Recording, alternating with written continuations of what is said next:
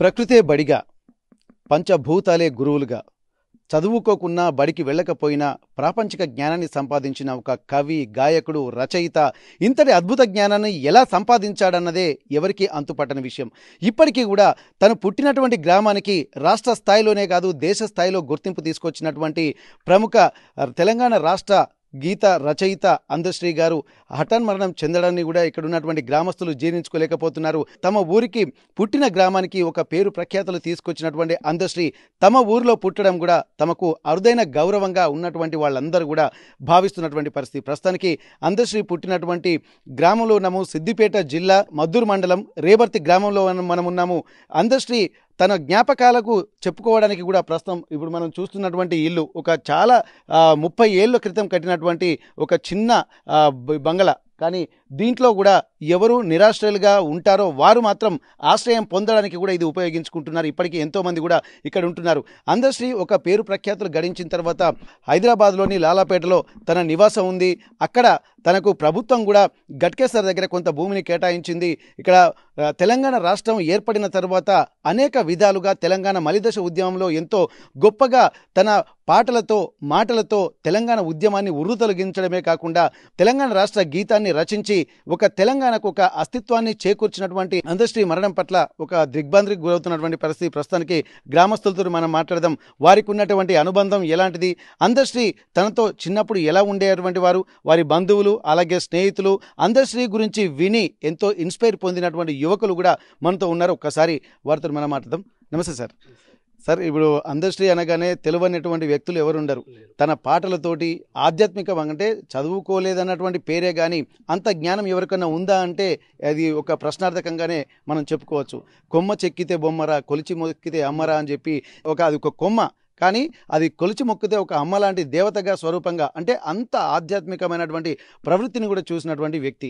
దీన్ని ఎట్లా చూస్తున్నారు? ఇప్పుడు అందశ్రీ మన మధ్య లేరన్నటువంటి చేదు నిజాన్ని కూడా తట్టుకోలేక చాలామంది బాధతో ఉన్నారు. ఇక్కడ అందశ్రీ గురించి మీకు తెలిసినటువంటి విషయాలు ఏమైనా చెప్పండి. అందశ్రీ గారు ఇక్కడ మా అందరితో పాటు కలిసి పశువులు కాచుకోవడం ఇవన్నీ చేసేవాడు. వారికి ఈ పశువులు కాచుకున్న తరంలో జక్కిరెడ్డి రాధమ్మ ఆమె దగ్గర ఇతను పాలేరుగా ఉండి వాళ్ళ అబ్బాయి జక్కిరెడ్డి మల్లారెడ్డి దగ్గర కొంత కవిత్వం విద్య నేర్చుకొని ఇక్కడ నుండి వెళ్ళిపోవడం జరిగింది. ఇక్కడి నుంచి వెళ్ళిపోయి మేస్త్రిగా హైదరాబాద్లో స్థిరపడి కవిగా ఎంతో పేరు ప్రఖ్యాతులు సాధించారు. మా ఊరికి అసలు దేశవ్యాప్తంగానే మా ఊరికి పెద్ద పేరు తెచ్చినటువంటి ఘనత ఈ జాతీయ గీతాన్ని రాష్ట్ర గీతాన్ని కూడా ఆయన రచించి పాడినటువంటి గొప్ప మహాకవి మా అందశ్రీ.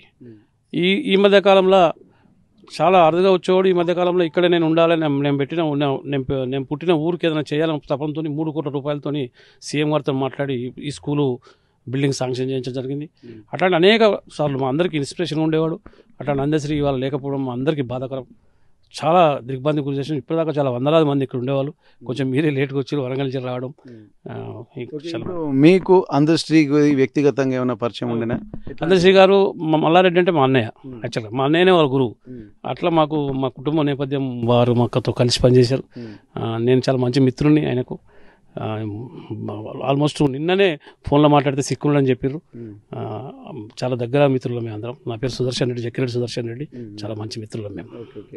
అన్న, మీకు అందశ్రీ అనేసరికి మన ఊళ్ళో చూసినట్టయితే ప్రతి ఒక్కరికి అంటే ఇట్లాంటి వ్యక్తులు చాలా అరుదుగా ఉంటారు. ఇక్కడ ఒక తెలంగాణ రాష్ట్రం ఏర్పడిన తర్వాత ఎవరి పేరైనా ముఖ్యంగా గుర్తుకు వస్తుందంటే తెలంగాణ రాష్ట్ర గీతం పాడుకునే ప్రతి ఒక్కరికి కూడా అందశ్రీ పేరు గుర్తుకొస్తుంది. అట్లాంటి వ్యక్తి పుట్టినటువంటి గ్రామంగా ఇక్కడ రేబర్తి ఉంటుంది. మీకున్నటువంటి పరిచయం ఏంది? అందశ్రీ గురించి మీరేం చెప్తారు? అందశ్రీ గారు మాకు చిన్నప్పటి నుంచి చాలా సన్నిహితంగా ఉండి అందరితోని మంచి మమేకంగా ఉండి ఉత్తమ కవిగా పేరు పొంది రేబర్తి గ్రామానికి ఎంతో మంచి సేవలు అందించే దృక్పథం ఉండే వ్యక్తి. కమ్యూనిస్టు భావాలు ఉండేది ఆయన.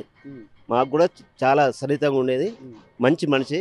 మా రేబర్తి గ్రామానికి తీరని లోటు. ప్రతి ఒక్కరికి కూడా ఒక ఇబ్బందికర వాతావరణం. ఎందుకంటే ఇన్నాళ్ళు పేరు ప్రఖ్యాతలు గరించినటువంటి అందశ్రీ ఇప్పుడు ఆ పేరు ప్రఖ్యాతులు కూడా తన ఊరికి ఆపాదించడము, ఆ ఊళ్ళో పుట్టినందుకు అది తమకు కూడా ఆపాదించబడడం కూడా తాము గర్వంగా ఫీల్ అవుతున్నటువంటి సందర్భంలో అందశ్రీకి కొడుకు వరుస అవుతారు వారు. అందశ్రీ వల్ల అన్న కొడుకు మనతో ఉన్నారు. ఒకసారి వారితో మనం మాట్లాడదాం.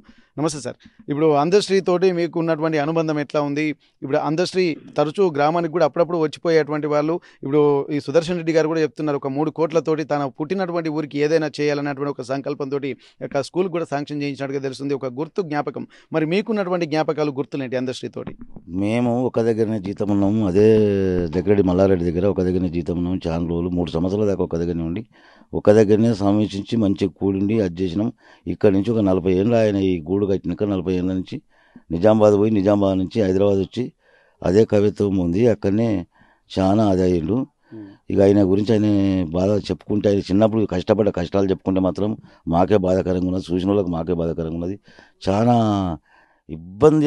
ఆయన పడ్డ కష్టాలు అయితే జీవితంలో ఎవరు పడలేదు. అటువంటి కష్టాలు పడి ఈ స్థాయికి వచ్చిండు. నా పేరు అందే పరిసరాములు. ఓకే, మీకున్నటువంటి అంటే తను పడినటువంటి కష్టాలు మర్చుకొని చెప్పండి.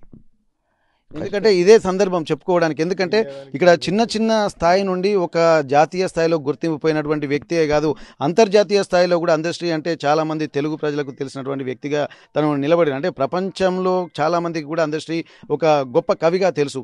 అట్లాంటిది చిన్ననాటి అంటే జీతం ఉన్నప్పుడు ఎన్ని కష్టాలు పడ్డాడు, మీతో పాటు తిరిగినటువంటి సందర్భాల్లో మీరు ఎదుర్కొన్నటువంటి ఇబ్బందులు ఏంటి? తిందామంటే ఒక పూట తిందామంటే ఒక పూటకు ఫుడ్ దొరకకపోయేది, ఆయన గట్క దొరకకపోయేది. ఆ ఇబ్బందులో ఆయన పడుడు కష్టాలంటే తండ్రిని ఒక్కటే తల్లి లేదు అప్పటికి. తల్లి పేరు ఎల్లవ, తండ్రి పేరు బొడ్డయ్య, ఆయన తమ్ముడు రాములు, అందరికంటే పెద్ద ఆమె రాజా వాళ్ళక్క. వాళ్ళందరూ పోషించుకుంటా ఆ ముసలైనే ఇక్కడెక్కడ పని చేసుకుంటా, వీళ్ళు చిన్నపిల్లలై పని చేసుకుంటా చేస్తే ఇప్పటి వరకైతే మాకైతే ఈ ఇక్కడ ఎంత బాధ అంటే అంత బాధాకరం ఉన్నది. చాలా కష్టపడి ఒక పూట తింటే ఒక పూట అన్నం దొరకక చాలా కష్టపడ్డాడు. ఎన్నిలేని కష్టాలు పడ్డాడు. ఆయన చూడాలంటే ఇప్పుడు ఎంతో బాధగా ఉన్నది. వెళ్తున్నారా మీరు ఇప్పుడు? మేము వెళ్తున్నాం ఇప్పుడు అక్కడికి. అందరం వెళ్తున్నాం. ఇక్కడ అందశ్రీ అంటే ఏదైనా ఒక పిల్లగాడు చిన్నప్పుడు పుట్టిన తర్వాత ఆ తర్వాత నడయాడే సమయంలో కొన్ని లక్షణాలు కనిపిస్తూ ఉంటాయి. అందశ్రీని ఆ చిన్న స్థానంలో చూసినప్పుడు మీకు ఒక ప్రయోజకుడు అవుతాడని చెప్పి ఏమన్నా అనిపించింది అప్పుడు? అలాంటిది ఏం లేదు. ఏమున్నాగా గోదల కాడ అక్కడిక్కడ తిరుక్కుంటా ఆయన ఏమైనా భూమి మీద రాసేది. కట్టెపులతో భూమి మీద పేరు రాసుకుంటా భూమిని నేర్చుకున్నాడు. మల్లారెడ్డి గారు చెప్పేది, మేము మోటుడు వంగానే చెప్తే భూమి మీద రాసుకుంటా పలకలేదు ఏం లేదు, భూమిని రాసుకుంటా మలుపుకుంటా అదే ఉద్దేశంతో అట్లా కొంచెం అక్షర జ్ఞానం కొద్దిగా పేరు మందం వచ్చింది. ఆయన ఈ పాటలు రాసినప్పుడు కూడా చేసినప్పుడు కూడా పాడు వరకే కానీ రాసేది కూడా వేరే వాళ్ళే. ఆయన పాటలు రాయరాకపోయేది.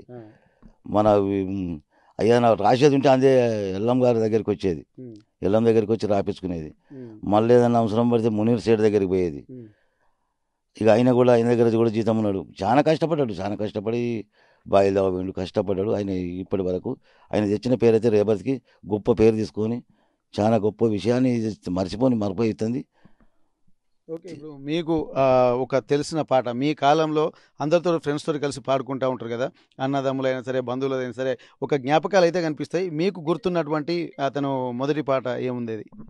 మాయమైపోతున్నారమ్మా మనిషన్నవాడు మత్తు కన్నాలి చూడు. ఇప్పుడు మీకు ఎందుకంటే మిమ్మల్ని ఎందుకు ఇంత మాట్లాడిపోయాల్సి వస్తుందంటే ప్రత్యక్షంగా మీరు ఆయనతో అనుబంధంగా ఉన్నటువంటి వారి చిన్నాన్న కొడుకుగా మీరు ఉన్నారు. ఇప్పుడు ప్రస్తుతానికైతే ఇట్లాంటి పాటలతోటి కూడా తను ఎంతో ప్రాశస్త్యం పొందిండు. మరి రాసేటువంటి వాళ్ళకి ఇంకా వేరే గురువులకి ఇట్లా ఎవరు ఉన్నారా? ఇప్పుడు సుదర్శన్ రెడ్డి గారు చెప్పినట్టు గురువులు ఎక్కడా లేరు. ఆయన పాట పెట్టుకుంటే ఇక ఆయన ఏమైనా వాళ్ళ దగ్గరికి వాళ్ళ బిడ్డ లాస్ట్కు వెళ్ళం పక్కకు జరిగినాక వాళ్ళ బిడ్డ ఎన్నెల రాసింది. ఎన్నెలతో బాగా రాయించండి పాటలు. ఎన్నెలతో రాయించినాక ఇక అక్కడ నుండి గోరెటెంకన్న కలిసి గోరెటెంకన్న కూడా ఇక్కడికి వచ్చిండు. మాదాటి నరసింహారెడ్డి వచ్చిండు మంత్రి, గోరెటెంకన్న వచ్చిండు. వచ్చి వాళ్ళు మా తండ్రి చనిపోయినప్పుడు వస్తే ఇక నేనే ఉండి ముందుండి అన్ని అంత్యక్రియలు అన్నీ జరిపించి ఇడికే వేసుకొచ్చాను. ఇక్కడనే తీసుకొచ్చి ఇక్కడనే సందం చేసి తండ్రిని ఈయన సస్తాడని అనుకున్నామా. మొన్న వచ్చిపోయాడు, మొన్న 3-4 వారంలో కింద వచ్చిపోయాడు. ఇక్కడ ఇక వచ్చాడు, ఎవరింటికి పోపోయేది. ఆయన వస్తే ఈడ అన్నం కూడా తినపోయేది. చక్కగా వచ్చేది, చూసుకునేది, నేను బయట చూసుకునేది, 4 మూల తిరిగేది, వెళ్ళిపోయేది. అంతే విషయం ఆయన.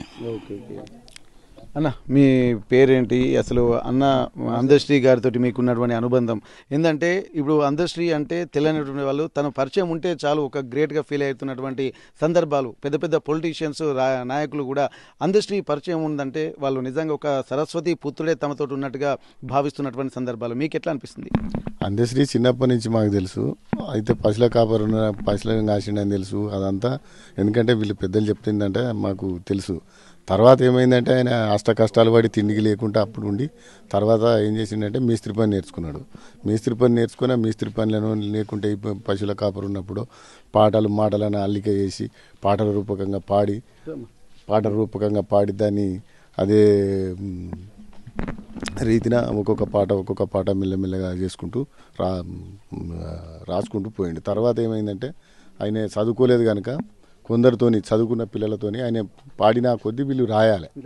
ఇక్కడ పోషమ్మ చెట్టు అని ఉంటుంది, ఆడికి వచ్చి ఆయన మేస్త్రి పని చేసిన మధ్యాహ్నం తర్వాతను సాయంత్రం వచ్చి ఆయనకు వేరే అలవాటు లేవు, తాగుడు అవి ఏం లేకుండా అవి వచ్చి ఆ పిల్లలు ఆడ కూర్చుంటే ఆడ ఎండాకాలం అక్కడ ఉందాం, అక్కడ ఎవరు రాస్తారో వాళ్ళని చూసి వాళ్ళతోనే ఆ పాటలు రాయించుకునేది.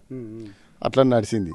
తర్వాత క్రమేపీ ఆయన ఏం చేసిండంటే రాను ఇక్కడ ఉండలేనని ఇల్లు కట్టుకున్న తర్వాత హైదరాబాద్ వెళ్ళిపోయాడు. హైదరాబాద్ వెళ్ళిపోయి అక్కడనే ఉండి అక్కడ కొందరు కవులు ఉన్నారు. ఆ కవుల దగ్గరికి పోయి అక్కడ అది చేస్తే వాళ్ళ సాహిత్యాన్ని సరిదిద్దడం, వాళ్ళు అది చేయడం, ఇట్లా అట్లా అని చెప్పడం. దాని ద్వారా మేము ఇక్కడికి వస్తలేని ఇక్కడనే ఉన్నా అని ఊరికి ఎప్పుడైనా ఒకసారి వచ్చిపోయేది. తర్వాత క్రమేపీ ఆయన గంగమ్మ సినిమాకు పాటలు రాసిండు, బతుకమ్మ సినిమాకు పాటలు రాసిండు, స్వర్ణకళ పాటలు రాసిండు, బతుకమ్మకు కూడా సంభాషణలు రాసిండు. ఆయన అవార్డు కూడా తీసుకున్నాడు గంగమ్మ సినిమాకు. ఇట్లా ఆయన క్రమేపీ అభివృద్ధి చెందుకుంటూ పోయిండు. తర్వాత ఈ మలిదశ తెలంగాణ ఉద్యమంలో కూడా పనిచేసి పాటలు రాసిండు, దానికి పాడిండు, మాట్లాడిండు, ప్రజలను ఉత్తేజపరిచిండు. ఇవన్నీ జరిగినాయి. ఇదే క్రమంలో ఆయన జయ జయ తెలంగాణ పాటను రాసి అది చేస్తే కేసీఆర్ కొంచెం నిర్లక్ష్యం చేయడం వల్ల దాన్ని పక్కకు పెట్టారు. తర్వాత రేవంత్ రెడ్డి వచ్చి జయ తెలంగాణ గీతంగా రాష్ట్ర గీతంగా ప్రకటించారు. ఆయనకు అవార్డు ఇచ్చారు. ఈ 2 తెలుగు రాష్ట్రాలకు ఆయనే ఒక పేరున్న రచయితగా పేరు వచ్చింది. అదే కాకుండా ప్రపంచ వేదికలలో కూడా ఈయన పాటలు పాడడం, తెలియజేయడం, ఉన్నటువంటి పద్ధతిని తెలియజేయడం, తెలంగాణ గురించి ఇప్పటికి మొన్నటి వరకు కూడా తెలంగాణకి ఎవడన్నా అన్యాయం చేస్తే నేను ఊరుకున్నా అనే ధైర్యంతో చెప్పడం, ఇట్లా ఆయన చేసిండు. ఆయన నేపథ్యం ఇట్లా జరిగింది. ఆయన ఈరోజు చనిపోవడం వల్ల మాకు ఊరోళ్ళందరికీ బాధ అనిపించింది. ఆ బాధ ఇక దేవుడు ఆయనకు ఈ చనిపోయిన పార్థివ దేహానికి ఆయన ఆత్మకు దేవుడు దాన్ని శాంతిని సమకూర్చాలని ప్రార్థిస్తూ. ఇప్పుడు మీరు నిజంగా అందశ్రీ తోటి మీకున్న అనుబంధాన్ని, ఈ గ్రామానికి ఉన్న అనుబంధాన్ని గుర్తు చేసుకున్నారు. ఎందుకంటే ఇంత చాలా కీన్ అబ్జర్వేషన్లో మీరున్నారు. అందశ్రీ గారు రచించినటువంటి పాటలు ఎన్నో ఉన్నాయి, గేయాలు ఎన్నో ఉన్నాయి, ఉద్యమ గీతాలు ఎన్నో ఉన్నాయి. దాంట్లో మీకు నచ్చింది ఏదన్నా చెప్పగలుగుతారా? మాకు నచ్చిందంటే ఇప్పుడు కొమ్మ ఎక్కితే బొమ్మరా అనే పాట ఒకటి ఉండేది. ఆ తర్వాత ఒకటి ఉండే పగిలిన నా గుండె కనకాని మనమండే.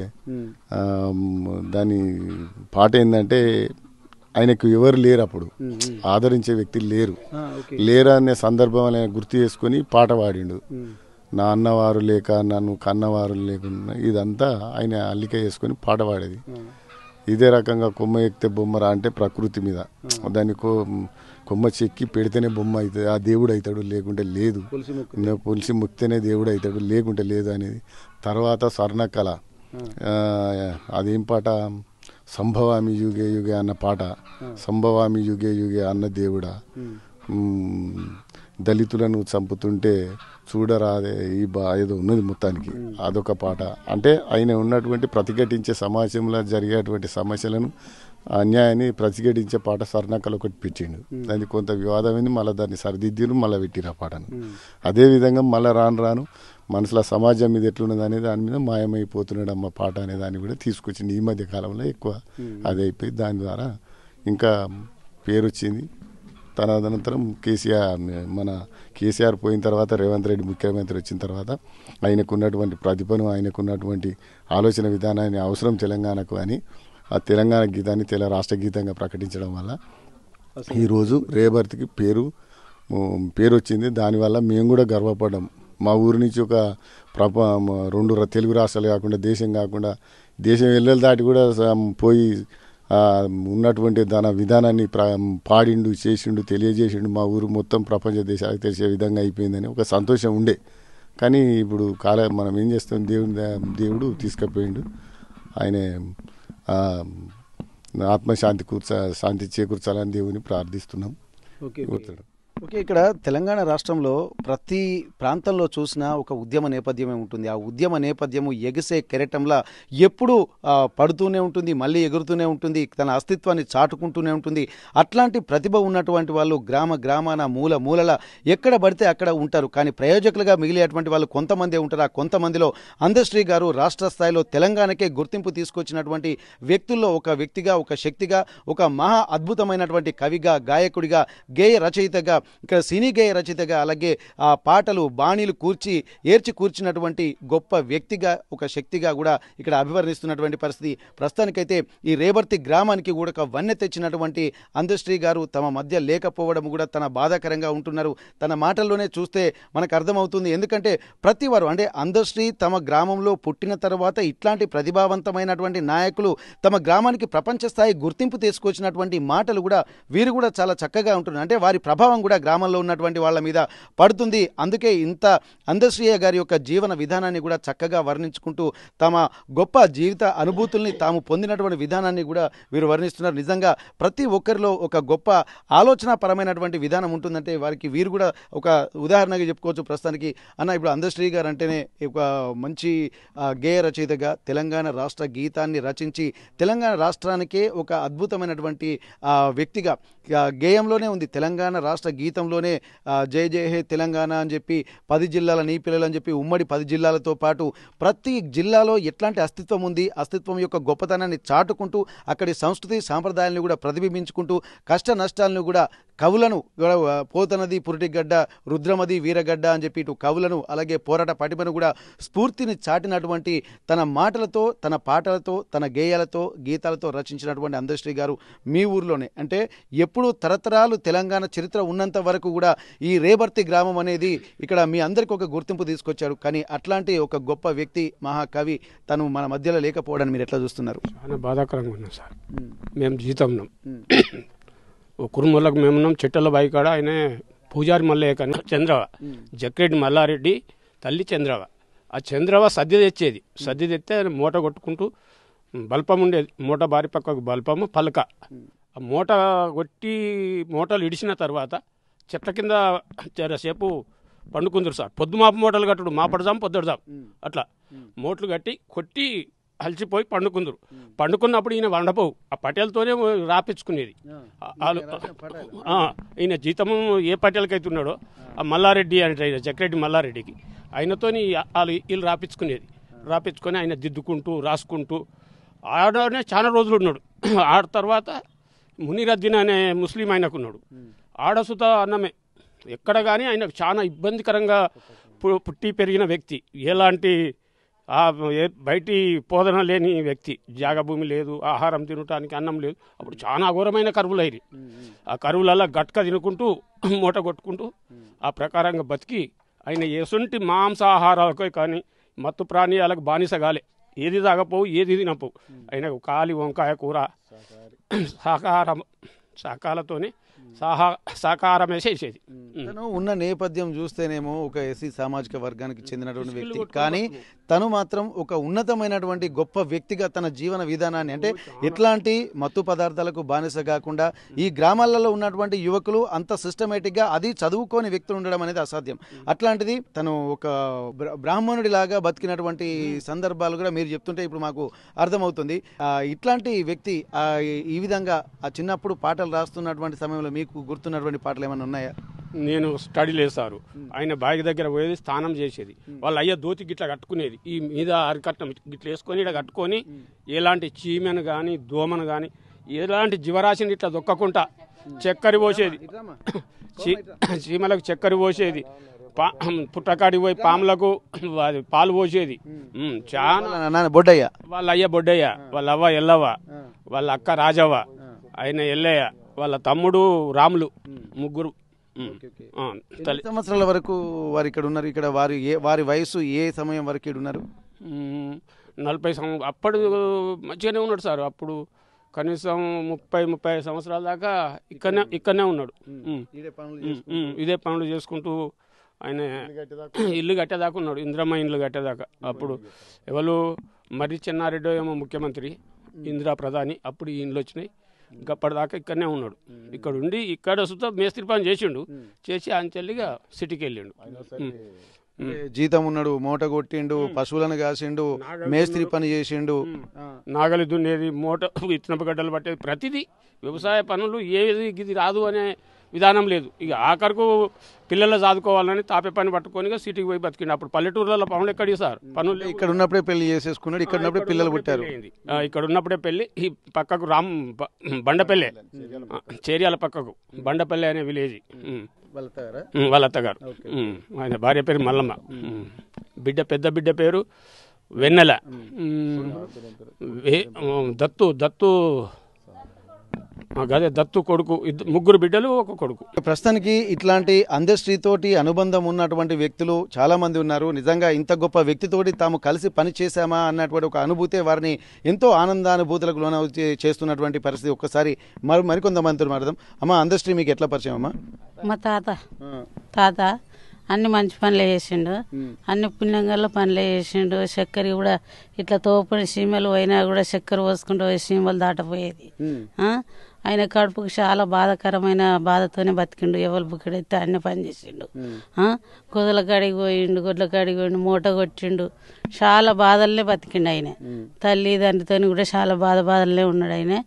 ఇప్పుడు ఇక పాటలు పాడుకుంటా ఎదిగిండు. మేస్త్రి పని చేసిండు, హైదరాబాద్ పోయి చాలా రోజులు ఇక అట్లనే ఇట్లా రాసుకుంటా, మల్రెడ్డి అంటే ఆయన తడికి పోయి రాసుకుంటా చేసుకుంటా నేర్చుకున్నాడు, చేసిండు. ఇక ఆయన ఇంత స్థాయికి వచ్చిండు, ఇట్లా అయిపోయాడు సార్. మీకు ఎట్లా పరిచయం అమ్మా? మీరు ఏం చేస్తారు? అదేనా ఈ ఊరే రేపడితే మాది, ఈ ఊళ్ళనే పుట్టిండు నేను. తో పాటు మీరు పనికి వెళ్ళేదా? వెళ్ళాము సార్, ఒకసారి వెళ్ళాము. అక్కడ హైదరాబాద్ కూడా పోయినాం మేము.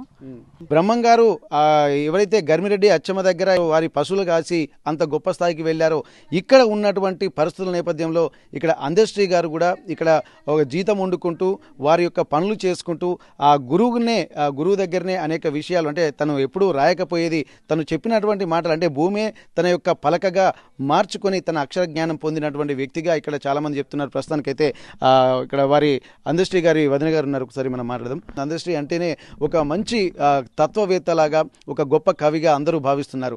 మీకు ఎట్లా అనిపిస్తుందమ్మా? మీ మరిది ఒక రాష్ట్ర స్థాయిలో కాదు, దేశ స్థాయిలోనే కాదు, అంతర్జాతీయ స్థాయిలో కూడా తనకంటే ఒక గుర్తింపు తెచ్చుకున్నాడు. మీకు ఎట్లా అనిపిస్తుంది? మాకు బాధ అనిపిస్తుంది సార్. మా మరిదేనా వచ్చినప్పుడల్లా పోయినప్పుడల్లా, మా భర్త చచ్చిపోతే కూడా వచ్చిండు పోయిండు. అన్ని సౌకర్యాలు భార్యను తోలిచ్చిండు. మొన్న నా మనమరాలు పెళ్ళి అయితే కూడా తోలిచ్చిండు. అంత మంచి మనిషి, మంచి అయినే. పోతున్నాం. ఇప్పుడు ఈ ఊరికి ఏదో చేయాలన్నటువంటి సంకల్పం ఆయనకు ఉంది అంటున్నారు. ఇప్పుడు మీ ఊరికి ఏమన్నా సహాయం చేశాడమ్మా? ఇక మా ఆయన పోయిన సంది నేను ఇక బయటకి ఎందుకు పోయినా సారు, ఇక వాళ్ళకి గుర్తు ఏం చేసింది. ఇక మా ఇంటి వరకు అయితే వచ్చుడు పోవుడు, కనబడిపోవుడు, పిల్లల చూసుడు, ఎక్కడ మిమ్మల్ని నిర్లక్ష్యం చేయలేదు, మంచిగా చూసుకున్నాడు. ఇక్కడ అంత్యశ్రీ గారు తను ఉన్నప్పటి ఇల్లు ఇది 30-40 ఏళ్ల క్రితమే ఈ ఇల్లు కట్టిన తర్వాత తను హైదరాబాద్కు మకాం మార్చారు. అక్కడి నుండి తను మళ్ళీ తిరిగి రాలేదు. కాకపోతే ఊళ్ళో జరిగే అటువంటి మంచి చెడులకు, శుభకార్యాలకు అలాగే వచ్చి వెళ్ళేవాడంటున్నారు. తమ బంధువులను మాత్రం వచ్చినప్పుడు కలవకుండా వెళ్ళేవాడు కాదు అని చెప్తున్నారు. ప్రస్తుతానికి ఒకసారి అంత్యశ్రీ గారి ఇంట్లోకి మనం వెళ్దాము. ఎందుకంటే అప్పట్లోనే 40 ఏళ్ల క్రితమే తను పుట్టినటువంటి ఊళ్ళోనే ఒక చిన్న ఇల్లు కట్టుకున్నారు. పాత నివాసం అయినటువంటి తన ఇల్లు మాత్రం ప్రస్తుతానికైతే అప్పుడు పాత ఇల్లు శిథిలావస్థలో ఉందని చెప్పి అంటున్నారు. ప్రస్తుతానికైతే ఈ 2 రూముల డబుల్ బెడ్రూమ్ ఇందిరమ్మ ఇళ్లకు వచ్చినటువంటి ఈ ఇల్లు కట్టుకున్నారు. 7,000 రూపాయలు ఈ ఇంటికి శాంక్షన్ అయిందని చెప్పి అంటున్నారు.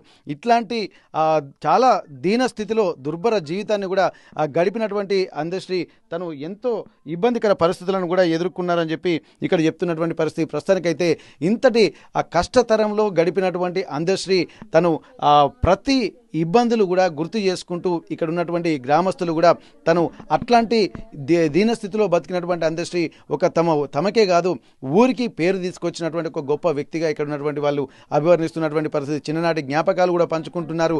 ప్రకృతి ఒడిలోనే పాఠాలు నేర్చుకుంటూ ప్రకృతే తన గురువుగా, పంచభూతాలే గురువులుగా, ప్రకృతే బడిగా మలుచుకున్నటువంటి అందశ్రీ అంటే ప్రాపంచిక జీవితాన్ని ఔపోసన పట్టినటువంటి ఒక వ్యక్తిగా అందశ్రీ ఉన్నాడనంలో ఎలాంటి సందేహం లేదు. కానీ 64 ఏళ్ల వయసులోనే, అంటే ఇది ఒక విధంగా చెప్పాలంటే చిన్న వయసులోనే తను అకాల మరణం చెందడము, అలాగే తమ గ్రామానికి తెచ్చినటువంటి పేరు అంతా ఇంత కాదు, రాష్ట్ర స్థాయిలో ప్రత్యేక గుర్తింపు తెచ్చినటువంటి అందశ్రీ తమ మధ్య లేడు, ఇక రాడు తమ గ్రామానికి అన్నటువంటి ఆ ఆలోచన తలుచుకుంటేనే ఇక్కడ బాధతప్త హృదయాలతో అందరూ శ్రద్ధాంజలి ఘటిస్తున్నటువంటి పరిస్థితి. సిద్దిపేట జిల్లా మద్దూరు మండలం రేబర్తి గ్రామం నుండి కెమెరా పర్సన్ వంశీతో వెంకటరత్నం, RTV వరంగల్. చరిత్ర సృష్టించినోడు ఇప్పుడు ఆ చరిత్రని తిరగరాయబోతున్నాడు. అబద్ధాల గోడల్ని బద్దల కొట్టి నిజాలను రాగా మీ ముందుంచబోతున్నాడు. నిజమైన వార్తల కోసం వెంటనే డౌన్లోడ్ చేసుకోండి రా యాప్ని.